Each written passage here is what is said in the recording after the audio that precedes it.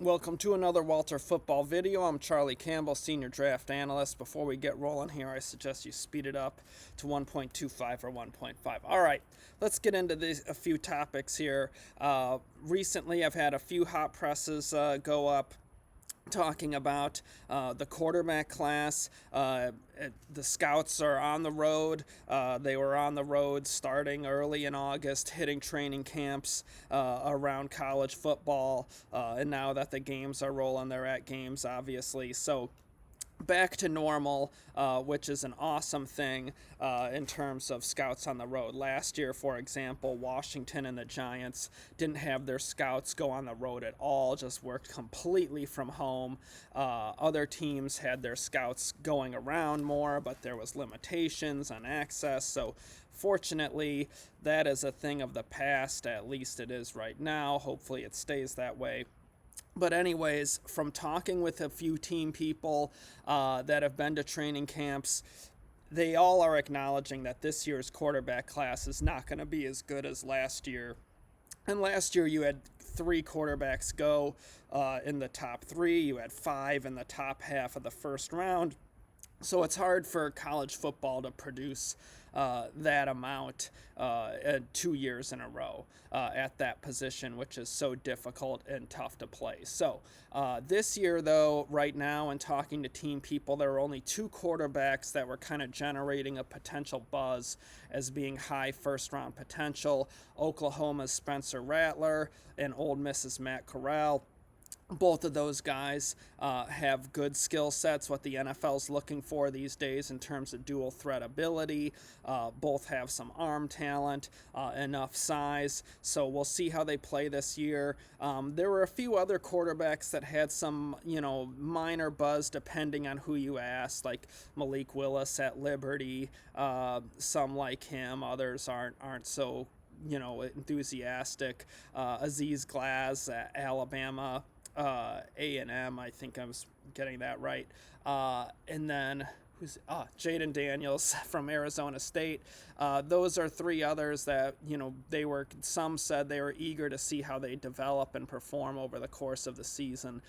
So that trio are definitely worth watching. And we'll see. They are, NFL teams are always searching for and needing franchise quarterbacks. So the hope is that some unexpected guys break out over the course of the season to kind of boost the quarterback class. A few years ago at this time, Joe Burrow was not projected to be a first-rounder or high first-rounder. He went into that season with day 3 projections from scouts. A year before that, Kyler Murray wasn't on scouts' radar either as a high first-rounder. He ends up being the number 1 overall pick. Everyone thought he was going to play 1 year at Oklahoma and then go play for the Oakland A's after being a first-round pick in the MLB draft. So definitely the potential is there for guys to break out, and that would be an awesome thing.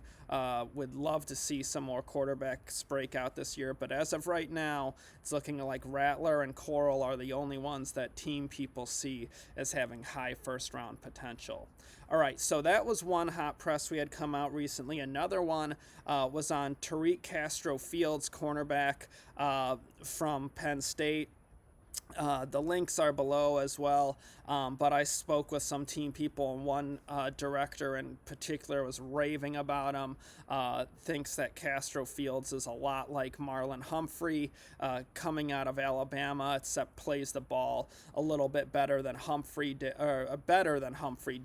at Alabama. That was the knock on Humphrey. Everything was great except playing the ball downfield was a bit of an issue, and he's gotten a lot better at that in the NFL. Obviously, he's been to a few Pro Bowls, was an All-Pro, really heck of an NFL football player. So this is high praise for Tariq Castro. The same size as Humphrey, both fast and athletic, can run the route, prevent separation, tough, physical, good instincts, and Tariq Castro-Fields plays the ball a little better than what Humphrey was showing at Alabama. So Really nice player to keep an eye on. The thing with him is he got to stay healthy.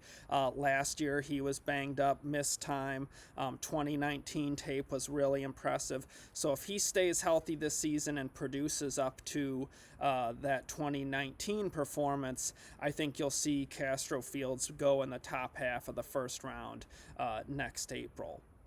So you can check out those blogs below. One other thing I thought I wanted to hit on, not really blog worthy, but just my own opinion and preseason study.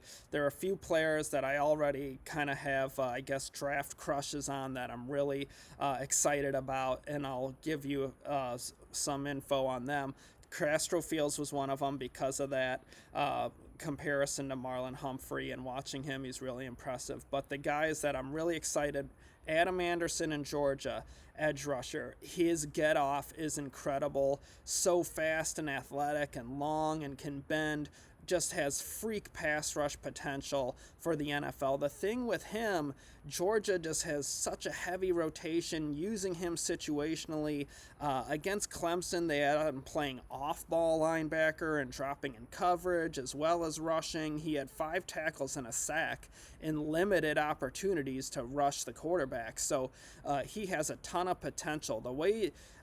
Kirby Smart, the Georgia head coach, knows more about football than I do, and that'll be the case for the rest of my life, I'm sure.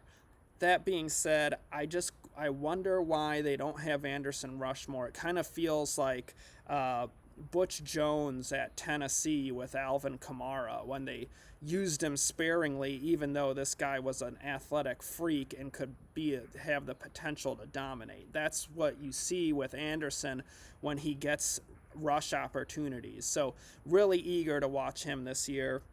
I think he could be a star. We'll see how Georgia uses him week after week, and we'll see the kind of production he puts up in this situational limited role. But Georgia's so good and so deep up front. They have multiple future first rounders and early round picks up there across the line and at linebacker.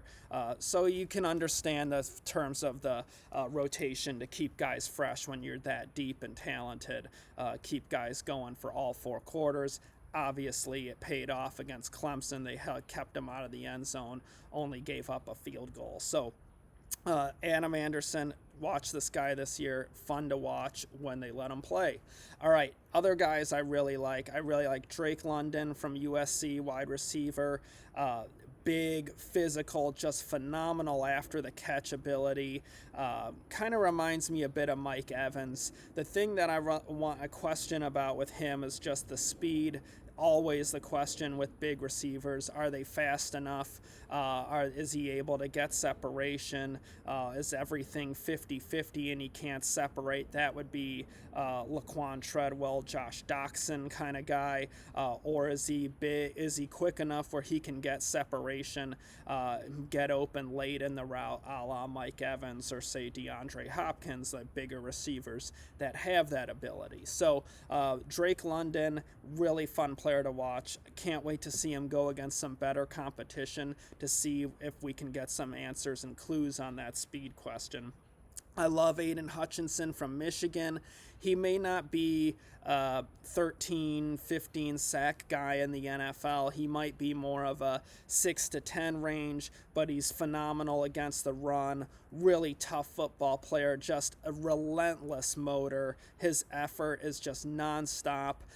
Really nice performance against Western Michigan to start the season. Was a little slow in that first quarter. Looked like he had some rust, and that's understandable after only playing like 2.5 games last year, but as the game went on, he got better and better. Had a really impressive strip sack there in the second half. So he got rolling. He's a fun player, but really tough. Looks like the kind of guy that loves football, gets excited for his teammates when they make a play. So I think he's the kind of guy that NFL teams are going to fall in love with. And I could still see him going in the top half of the first round, even though they might not view him as a future prolific sack producer, but just a good tough end to set the edge, defend the run, contribute in the rush, a leader, worker, great guy to have in the locker room and at the facility.